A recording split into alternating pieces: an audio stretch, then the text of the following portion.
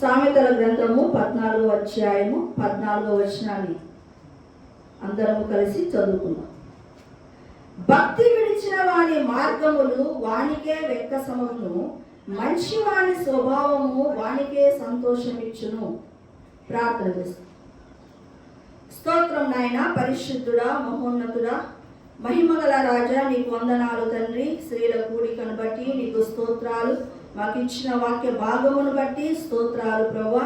ఆ యొక్క మాటలు సరైన రీతిగా విరిచి పంచిపెట్టుటకు నాకు జ్ఞానాత్మను దయచేయండి, అభిషేకమును దయచేయండి. ఆ మాటలు మా హృదయాంతరంగంలో ఫలించినట్లుగా ఆశీర్వదించండి అయ్యా. వింటున్న ప్రతి ఒక్కరికి కూడా మేలు కలుగునట్లుగా నీ కృపను అనుగ్రహించమని యేసు నామములో అడిగి వేడుకొనుచున్నాను తండ్రి, ఆమేన్. సామెతలు 14వ అధ్యాయము 14వ వచనాన్ని చదువుతున్నదండి.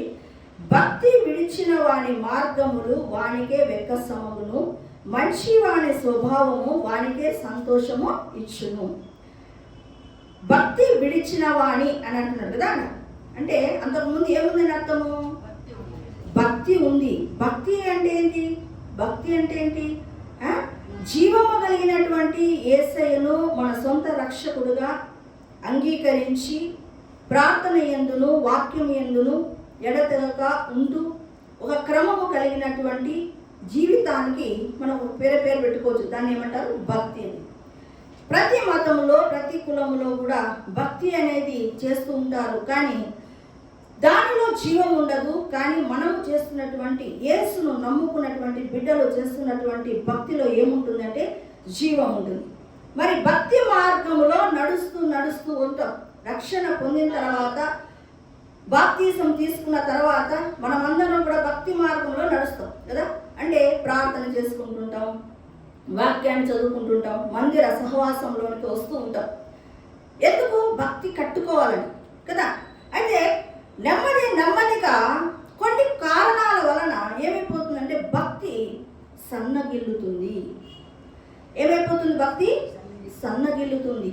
మొదటి దినాలలో ఉన్నటువంటి భక్తి ఆ తర్వాత సంవత్సరములు జరుగుతుండగా నూతన పరచబడవలసినటువంటి భక్తి చల్లారిపోతూ ఉంది. దానికి కారణాలు తెలుసుకొని మనం సరి చేసుకుంటే ఏమవుతుందంటే మనము మన భక్తి జీవితాన్ని తిరిగి కొనసాగించుకోగలుగుతాం. అయితే నీవు భక్తిని విడిచినప్పుడు ఈ లక్షణాలు నాలో ఉన్నాయా లేదని గమనించుకుంటే, నేను చెప్పబోయేటటువంటి అంశాలు నీలో కనబడితే గాన నేను భక్తిలో చల్లారిపోయాను, భక్తి విడిచాను అనే అంశము నీకు స్ట్రైక్ కావాలి. ఇక్కడ ఏమంటున్నాడు? 14వ వచనం చూడండి. భక్తి విడిచిన వాని మార్గములు వానికే వెక్కసమగును. భక్తి విడిచినటువంటి మార్గాలు వానికి ఏమైందంట? భక్తి విడిచినప్పుడు మనం వేరే మార్గాలకు వెతుక్కుంటాం. అంటే అప్పుడు ఏమవుతుందంటే ఆ మార్గాల్లోకి వెళ్తున్నప్పుడు నీ యొక్క ఆత్మీయతను నువ్వు కోల్పోతావు. అప్పుడు నీకు ప్రార్థన అంటే వెక్కసము, వాక్యము చదవాలంటే వెక్కసము, మందిరానికి రావాలంటే వెక్కసము. నీ భక్తి నీకేమవుతుందంట? వెక్కసము కలుగుతుంది. ఈ పాయింట్ నీ హృదయంలో జరుగుతుంటే నువ్వు భక్తిని విడుస్తున్నటువంటి మార్గంలో ఉన్నట్లు లెక్క. ఇప్పుడు కొన్ని మాటలు వస్తాయి, వాటిని బట్టి మనము పరిశీలన చేసుకోవాలి. ఇప్పుడేంటి? మన భక్తి అంటే ఇంతకుముందు ఏమని చెప్పుకుంటున్నాం?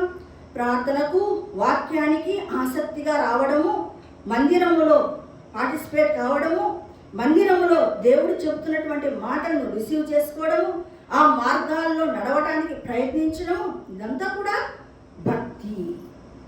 అయితే ఇప్పుడు వేరే మార్గాలను వెతుక్కుంటున్నాం.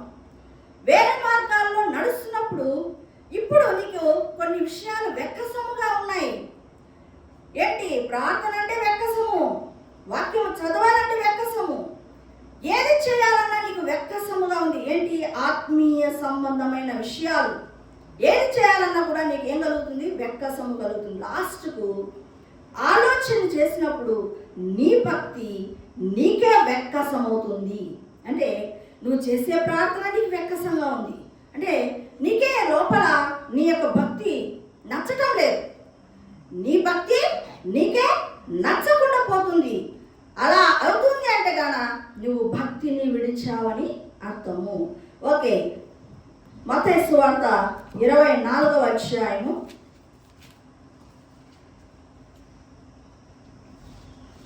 12వ వచనం చూడండి.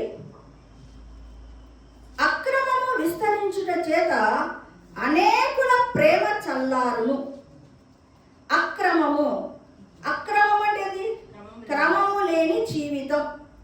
క్రమము లేని జీవితము విస్తరించుట వలన ఏది అనేకుల ప్రేమ చల్లారును. క్రమము లేని జీవితం మనకు చెప్పాను ఇప్పుడే, అదంతా కూడా క్రమం. ప్రార్థన కానీ, వాక్యము కానీ, మందిర సహవాసము కానీ, రొట్టె విరుచుట కానీ, ఇవన్నీ క్రమం కలిగినటువంటి భక్తి జీవితం. ఇప్పుడు ఏంటంట, అక్రమము విస్తరించుట అంటే క్రమము లేని జీవితం ఏమవుతుంది, విస్తరిస్తుంది. అంటే అది ఎక్కువగా మన జీవితంలో కొనసాగుతుంది. అలా కొనసాగినప్పుడు అనేకుల ప్రేమ చల్లారును. అనేకుల ప్రేమ చల్లారును అంటే ఇతరులలో కూడా నీవు వెక్కసముగా తయారవుతావు. ఇతరులలో కూడా నువ్వేమవుతావు, వెక్కసముగా తయారవుతావు. భక్తిహీనులు రాగానే వెక్కసము కలుగును అనే మాట బైబిల్ గ్రంథంలో ఉంది. అంటే భక్తి విడిచిన వాడు భక్తిహీనుడు. భక్తిహీనుడు నీ దగ్గరికి వస్తుండగానే, నీ ప్రక్కన నిలబడుతుండగానే ఒక రకమైన ఇరిటేషను వచ్చేస్తుంది. చాలామంది మామూలుగా భక్తి కలిగినటువంటి బిడ్డలు దగ్గరకు వస్తే వాళ్ళ సహవాసం ఉండాలని, వారి మాటలు వినాలని ఆశ కలుగుతుంది. కానీ ఇక్కడ ఏంటంటే క్రమము లేని జీవితం ఎవరికైతే ఉంటుందో వాళ్ళు కానీ దగ్గరికి వస్తున్నారన్నా, వారి సహవాసం అన్నా కూడా ఏంటంట ఇతరులకు కూడా వెక్కసంగానే ఉంటుంది. ఏంటి, నీలో భక్తి లేకుండా భక్తి మాటలు వివరించి చెబితే అవి ఇతరులలో పని చేయకపోగా వెక్కసము కలుగుతుంది. నీ మాటలు ఇతరులకు కూడా అసహ్యంగానే కనబడతాయి. అంటే అలాగే ఇంకోటి చూడండి, లూకా సువార్త 9వ అధ్యాయము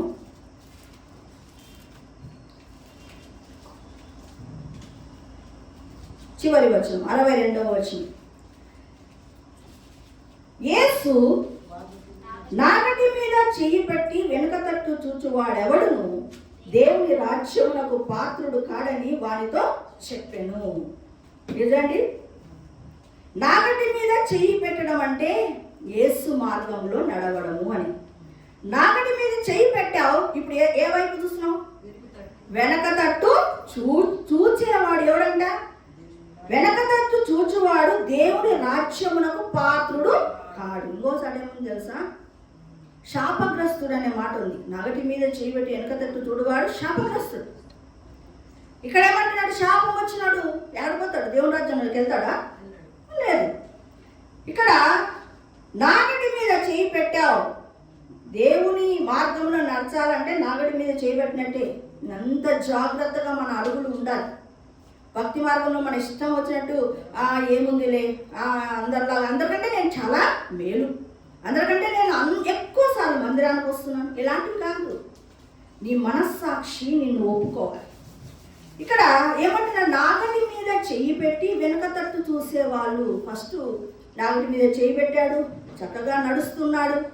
ఇప్పుడు ఏమైపోయింది, మెల్లమెల్లగా వెనక తట్టు చూస్తున్నాడు. ఏంటిది ప్రార్థన? లోకంలో చూడు వాళ్ళు ఎంత బాగా ఎంజాయ్ చేస్తున్నారు. పార్కులని, షికార్లని, పెళ్ళిళ్ళని, పేరెంటాలని, చాలా ఆనందంగా ఉంది. ఇదేంటి, ఎప్పుడు పొద్దాకులు ఏంటంటే ప్రార్థన అంటారు, రాకపోతేనేమో తిడతారు.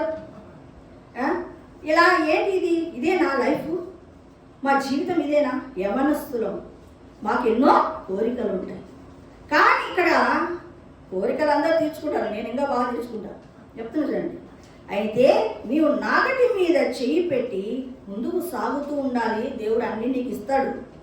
నాగటి మీద చెయ్యి పెట్టి నువ్వేం చేస్తున్నావు అంటే వెనక తట్టు చూస్తున్నావు.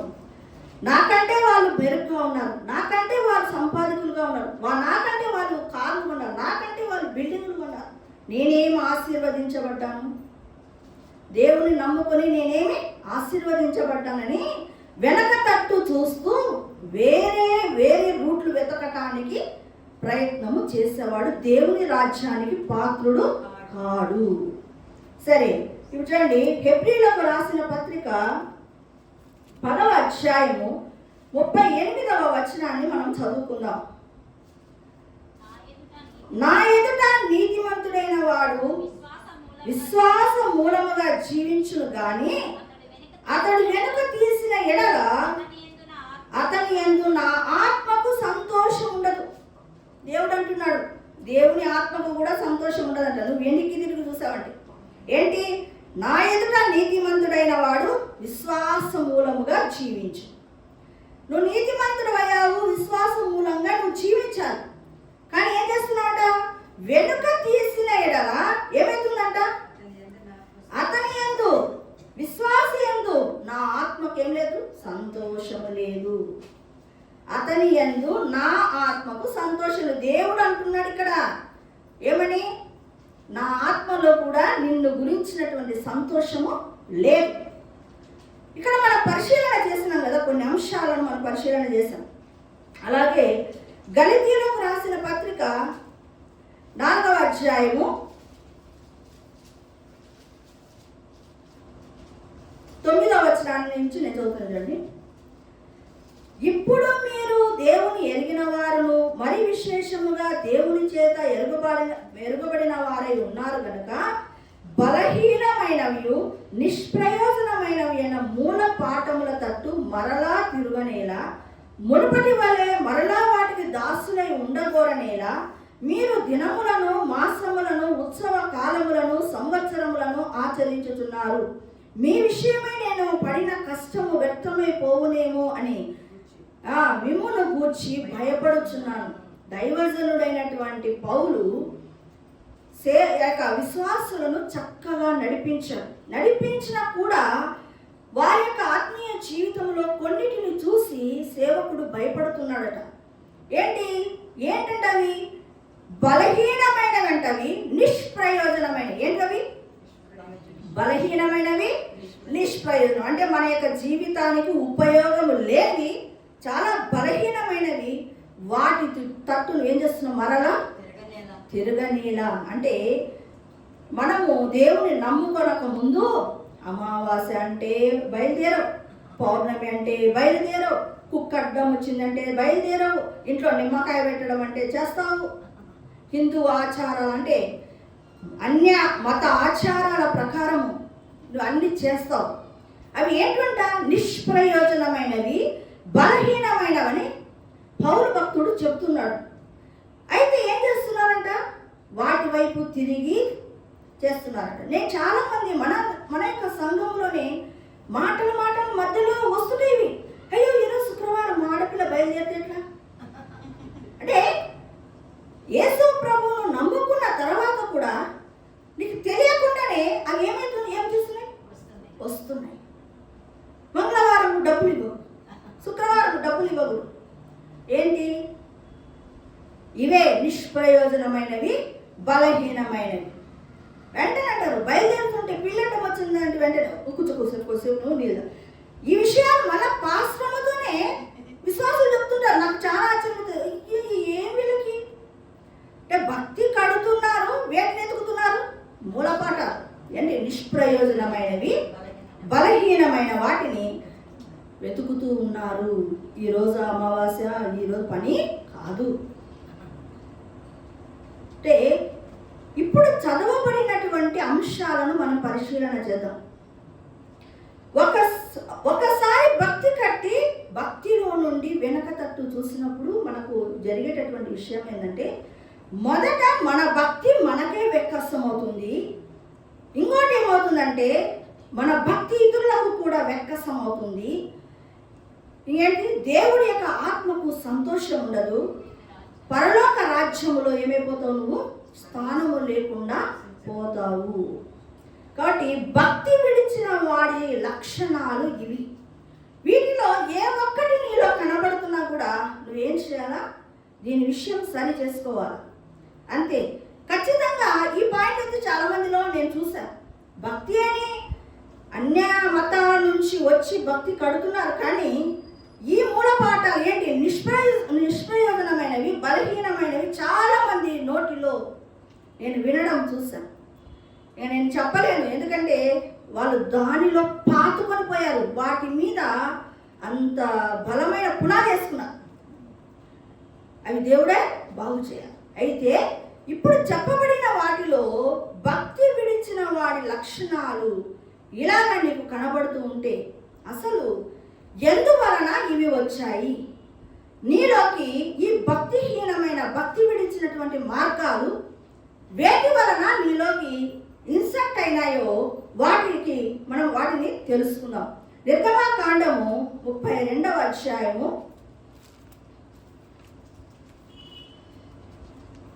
1వ వచనాన్ని చదువుకున్నాం. మోషే కొండ దిగకుండా తడువు చేయుట ప్రజలు చూచినప్పుడు ఆ ప్రజలు అహరోను వద్దకు కూడి వచ్చి, లెమ్ము, మా ముందర నడుచుటకు ఒక దేవతను మా కొరకు చేయుము. ఐగుప్తులో నుండి మమ్మను రప్పించిన ఆ మోషే అను వాడు ఏమాయను మాకు తెలియదని అతనితో చెప్పిరి. ఇక్కడ చూడండి, మోషే నాయకుడు, నడిపించే నాయకుడు ఇశ్రాయేలుని. ఇప్పుడు ఏమైపోయింది? దేవుడు కొండ మీదకి మోషేని పిలిచాడు. కొండ మీదకి పిలిచే లోపల ఇక్కడ ఏమైపోయింది? వెంటనే భక్తి చల్లారిపోయింది. అంటే వెంటనే వాళ్ళు ఏమంటున్నారు? దూడను చేయమంటున్నారు. దీన్ని బట్టి అర్థమవుతున్నది ఏంటంటే, భక్తి మార్గంలోనికి వచ్చిన తర్వాత శ్రేష్టమైనటువంటి దైవ సేవకులు మనం నడిపించే వాళ్ళు సరిగ్గా లేకపోవడం వలన, అంటే ఎక్కువ మంది లేకపోవడం వలన మన యొక్క ఆత్మీయతకు ఏమవుతుందంటే దెబ్బ తగులుతుంది. అంటే నడిపించే నాయకులు తక్కువగా ఉన్నారు. ఆత్మీయంగా నడిపించే నాయకులు ఎట్లున్నారు? తక్కువగా ఉన్నప్పుడు ఏమవుతుందంటే మనం ఎలాగో నడవాలో భక్తి మార్గంలో తెలియక చాలా మంది నష్టపోతూ ఉన్నారు. అది ఒక కారణం. ఇంకొక కారణం చూద్దాం. 1 రాజులు 11వ అధ్యాయము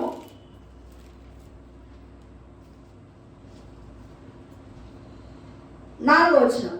సొలొమోను వృద్ధుడైనప్పుడు అతని భార్యలను అతని హృదయము ఇతర దేవతల తట్టు తిప్పగా అతని తండ్రి అయిన దావీదు హృదయం వలె అతని హృదయము దేవుడైన యెహోవా ఎడల యథార్థము కాకపోయెను.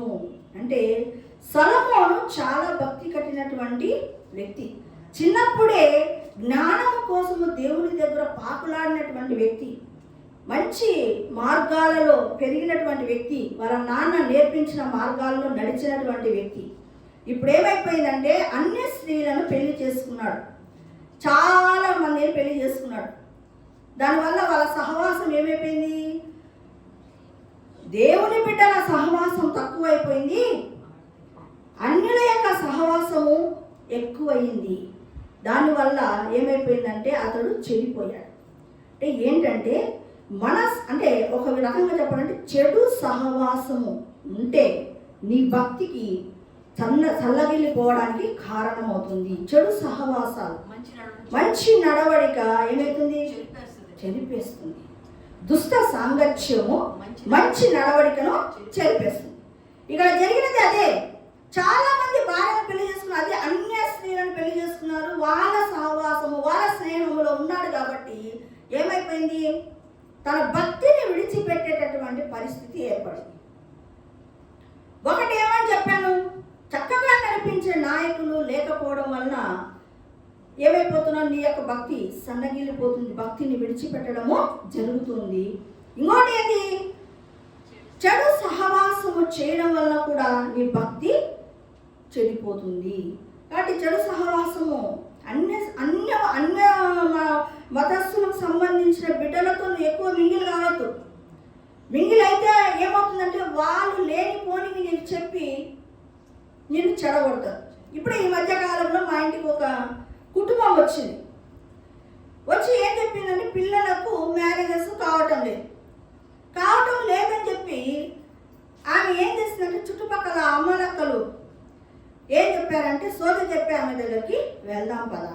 ఆమె దేవుని నమ్ముకున్నటువంటి బిడ్డ, దేవుని నమ్ముకున్నటువంటి బిడ్డ ఇష్టం లేదు, కానీ చెడు సహవాసం ఏం చేసిందంటే ఎక్కడికి నడిపించింది? సోద చెప్పే వాళ్ళ దగ్గరికి నడిపించింది. అక్కడికి పోతే ఆమె అనిందంట, మీ యేసు ప్రభు దగ్గర దొరుకుతుంది కదా సమాధానం. సిగ్గుపోయింది కదా. మీ యేసు ప్రభు దగ్గరే సమాధానం దొరుకుతుంది కదమ్మా అని అంటే మన తల దించుకోవాల్సినటువంటి పరిస్థితి వస్తుంది. అంటే ఎందుకు వచ్చింది? అక్కడికి వెళ్ళాలనే మనస్సు ఎందుకు వచ్చింది? ఎందుకు వచ్చింది? చెడు సహవాసం వలన నువ్వు నడిపించబడ్డావు. అంటే భక్తి విడిచేటటువంటి స్థితిగతులు ఏర్పడతాయి. కాబట్టి చెడు సహవాసంలో మనము ఉండటానికి వీలు లేదు. లూకాసు వార్త 8వ అధ్యాయము 13వ వచనాన్ని చదవండి.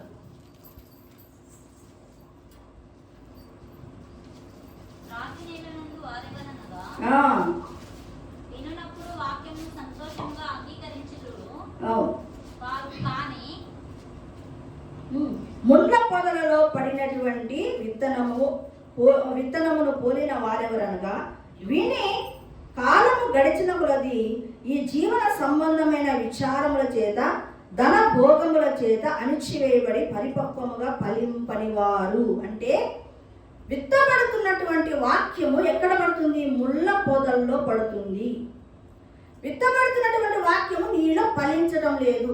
ఫలించాలని ఒకవేళ ప్రయత్నము చేసినా అది ఏంటి? ముళ్ళ పొదల్లో పడింది కాబట్టి అది ఏంటి? ఎదగలేకపోతుంది, అణిచివేస్తుంది. పైన ఉన్నటువంటి ముళ్ళ కంప ఏం చేస్తుంది? నిన్ను ఎదగనీయకుండా అణిచివేస్తుంది. ఆ ముళ్ళ పొదలు ఏంటని చెప్తున్నాడు అక్కడ? జీవన సంబంధమైన విచారములు. జీవన సంబంధమైన విచారములు అంటే కుటుంబము ఎలా గడపాలి, ఇంకా నేను ఎలా ఎక్కువ సంపాదించాలి, ఈ అప్పులు ఎలాగ తీరాలి, నా పిల్లలకు పెళ్ళిళ్ళు అవుతాయా లేదా, ఏదో ఒక జీవన సంబంధమైన విచారము నిన్ను పట్టుకొని పీడిస్తుంది. లేదా ఏంటంటే నెక్స్ట్ది ధన భోగములు. ఏం కావాలంట? ధనము కావాలా, ధనము కావాలా, ధనము. సుఖభోగములతో ఏది ఆ యొక్క తిమోతిలో ఒక మాట ఉంది, బ్రతికి ఉండి అదేమంట దానికోసం నువ్వు పాకులాడడానికి వీలే. చూడండి, 1 తిమోతి 5వ అధ్యాయము 6వ వచనంలో సుఖభోగముల యందు ప్రవర్తించినది బ్రతుకుచుండి చచ్చినదే ఉండును. ఇక్కడ నీవు ఎదగకపోవడానికి కారణం ఏంటంటే, భక్తి జీవితాన్ని విడిచిపెట్టడానికి కారణం ఏంటంటే జీవన సంబంధమైన విచారము, ధన మోసము. ధనము కావాలి, నేను అందరికంటే హైలైట్గా బతకాలా, వస్తు వాహనాలు ఉండాలి, ఏవేవో కోరికలు, ఆశలు నేనేం చేస్తున్నాయి? నీ భక్తి మార్గాన్ని విడిచేటట్లు చేస్తున్నాయి.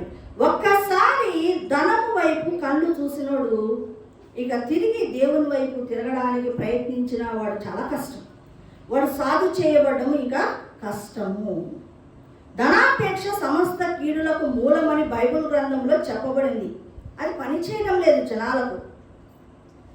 సమస్త కీడులకు మూల సంపాదించాలా, ధనం వద్దా?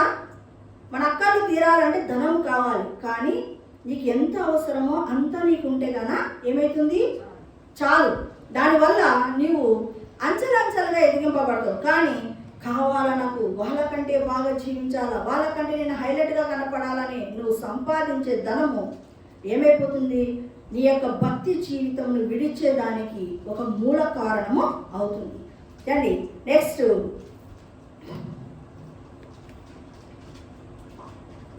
లూకాసు వార్త 11వ అధ్యాయము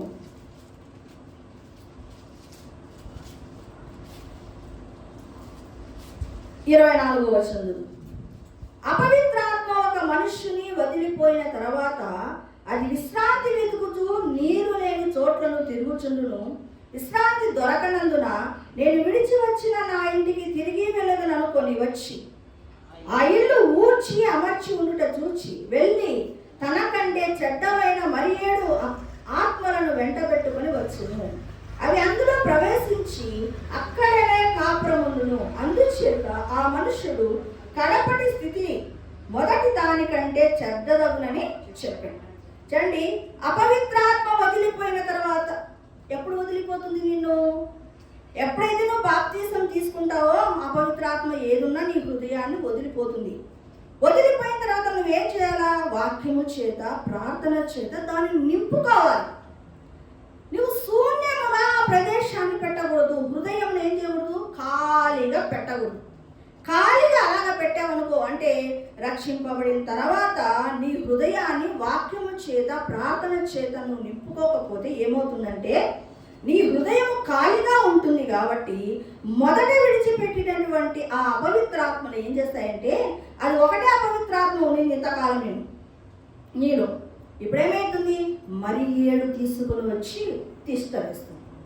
అంటే నీ యొక్క భక్తి విడిచిపెట్టడానికి కారణం ఏంటంటే నీ హృదయములో శూన్యముగా పెట్టడం, ఖాళీగా పెట్టడం.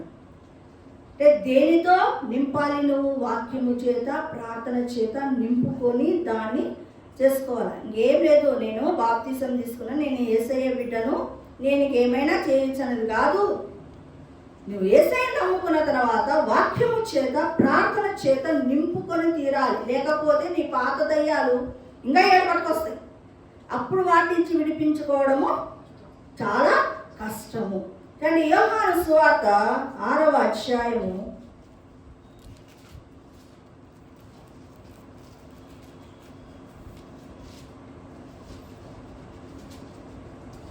63 నుంచి నేను చదువుతున్నానండి. 6వ అధ్యాయము 63వ వచనం. ఆత్మ జీవింపచేయుచున్నది, శరీరము కేవలము నిష్ప్రయోజనము. నేను మీతో చెప్పుచున్న మాటలు ఆత్మయు జీవమునై ఉన్నవి గాని మీలో విశ్వసించని వారు కొందరు ఉన్నారని వారితో చెప్పాడు. విశ్వసించని వారెవరో, తను అప్పగింపబోతున్న వాడెవడో మొదటి నుండి యేసునకు తెలియదు, మరియు ఆయన తండ్రి చేత వానికి కృప అనుగ్రహింపబడకుంటే ఎవడనూ నా యొద్దకు రాలేడని ఈ హేతువును బట్టి మీతో చెప్పుతున్నాను. అప్పటి నుండి ఆయన శిష్యుల్లో అనేకులు వెనుక తీసి మరెన్నడూ ఆయనను వెంబడింపలేదు. అండి, మరెన్నడూ యేసు ప్రభువును వెంబడించలేదు. ఎందుకు వెంబడించలేదంటే ఇక్కడ సందర్భం ఏంటంటే, ఆయన ఒక రొట్టెని ఎత్తుకొని యేసు ప్రభు బల్ల సిద్ధపరిచాడు. రొట్టెని ఎత్తుకొని కృతజ్ఞతాస్తుతులు చెల్లించి, ఇది నా శరీరము, ఇది నా రక్తం అని ఇవ్వడం జరిగింది.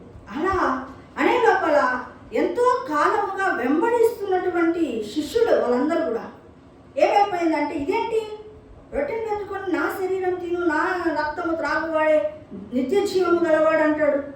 అలా నరమాంస భక్షకులు కదా, ఇదేంటి ఇది ఎలా చెప్తున్నాడు అని చెప్పి ఇదేదో తప్పుడు బోధ అనుకొని ఏమైపోయిందంటే మరెన్నడూ కూడా యేసు ప్రభువును వెంబడించలేదు. అంటే అంతకాలము యేసు ప్రభువును చూస్తున్నారు, ఆయన్ను వెంబడిస్తున్నారు, ఆయన చేస్తున్న అద్భుత కార్యాలను చూస్తున్నారు, చనిపోయిన వాళ్ళని లేపుతున్న విషయాలు చూస్తున్నారు, ఆయన బోధ అధికారంతో చెప్పబడుతున్న విషయం చూస్తున్నారు. ఇన్ని చూసి ఒక్క మాటకి ఏమైపోయినారు? వెనక్కి తిరిగి వెళ్ళిపోతూ ఉన్నారు. అంటే వాళ్ళు ఎందుకు అలా తిరిగి వెళ్ళిపోతున్నారంటే వారు ఆత్మీయంగా దిగజారినటువంటి స్థితిలో ఉన్నారు. అందువలన వెనుకకు తీసి మరెన్నడూ కూడా వెంబడించని పరిస్థితి ఏర్పడింది. 2వ తిమోతిలకు రాసిన పత్రిక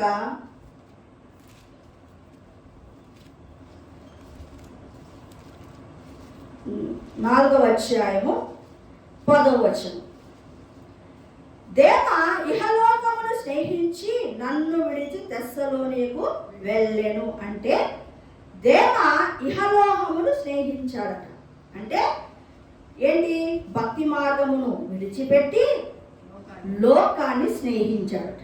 లోకాన్ని ఎప్పుడైతే స్నేహిస్తావో ఏమైపోతుంది? మరెన్నడూ కూడా దేవుని మార్గంలోనికి రావడానికి నువ్వు ఇష్టపడవు. ఈ కారణాలలో ఏదైనా నీకు కనబడుతూ ఉంటే నువ్వు భక్తి విడిచినటువంటి మార్గంలో ఉన్నావని అర్థం. ఏంటంటే చెప్పాను నేను, సరైనటువంటి నాయకుడు ఉండాలి, లేకపోతే ఏమైపోతుందంటే భక్తిని విడిచిపెట్టే అవకాశాలు ఉన్నాయి. ఇంకా చెడు స్నేహం చేస్తే కూడా నీ భక్తి మార్గము చల్లారిపోతుంది. ఆత్మీయంగా దిగజారేటటువంటి పరిస్థితులు ఏర్పడినప్పుడు కూడా నీ భక్తి పోతుంది. ధనభోగముల విషయంలో నువ్వు ఆసక్తి కలిగితే నీ యొక్క తర్వాత జీవన సంబంధమైనటువంటి విచారములతో కానీ నీ ఉంటే గన నీ భక్తి ఏమైపోతుంది? పోతుందని విడిచిపెట్టే అవకాశాలు ఉన్నాయి. ఇంకా ఇహలోకమును స్నేహిస్తే కూడా నీకు ఏమైపోతుంది? నీ భక్తి విడిచినటువంటి మార్గము ఏర్పడుతుంది. ఇంకా నిష్ప్రయోజనమైన అంటే కారణాలు చెప్తున్నాయి. ఇప్పుడు ఎందుకు నీకు ఏ కారణమును బట్టి నీవు భక్తి విడిచే మార్గంలోనికి వస్తున్నావు అంటే ఈ కారణాలు నేను చెప్పాను. వాటి విషయంలో దానిలో ఏ ఒక్కటి నీకు లేకపోయినా వాటి విషయంలో నువ్వేం చేయాలా?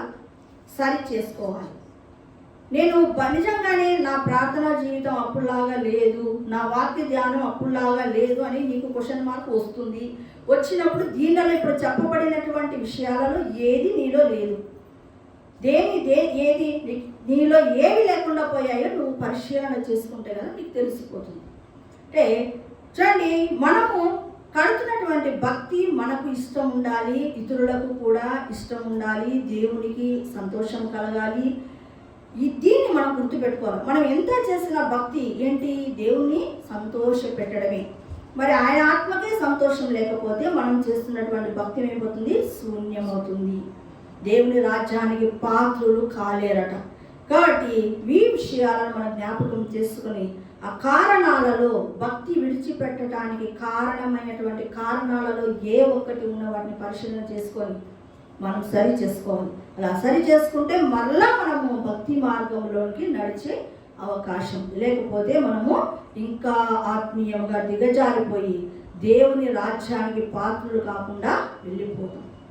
మరి వింటున్నటువంటి ఈ మాటలు పరిశీలన చేసుకొని ప్రార్థన చేసుకుందాం. స్తోత్రం నాయన, పరిశుద్ధుడా, మహోన్నతుడా, మహిమగల రాజా, నీకు వందనాలు, స్తోత్రములు నాయన. నీ పరిశుద్ధ నామమును బట్టి స్తోత్రాలు. ఈ దినము నాయన భక్తి విడిచి పెట్టినప్పుడు నాయన వాడికే వెక్కసం అవుతుందని, ఇతరులకు వెక్కసం అవుతుందని, దేవునికి సంతోషం ఉండదని, దేవుని రాజ్యంలో ప్రవేశించడం ఉండదని, దేవా మాసములు సంవత్సరములు నాయన అమావాస్యలు వీటిని నాయన పాటించే వారిలో కూడా అయ్యా భక్తి విడిచినప్పుడు నాయన జరుగుతాయని ప్రభువును తెలియజేస్తున్నావు నా తండ్రి. అయితే వాటి కారణాలను కూడా నువ్వు తెలియజేసిన రీతిని బట్టి నీకు వందనాలు. నా కారణాలలో ఏ ఒక్కటి ఉన్నాను వాటి విషయము సరి చేసుకొని మరలా నేను ఆత్మీయంగా ముందుకు సాగుటకు నాయన నీ కృపను అనుగ్రహించండి తండ్రి. ఈ మాటలు వింటున్న ప్రతి ఒక్కరిలో ఫలింపచేయండి నాయన. ఇదిగో ముద్రింపచేయండి నాయన. దేవా తండ్రి, పక్షులు ఎక్కడ ఎత్తుకొని పోకుండా నీ కృపను అనుగ్రహించమని, దేవ ముద్ర వేసి ఫలింపచేయమని యేసు నామములో అడుగుతున్నాను తండ్రి. ఆమేన్.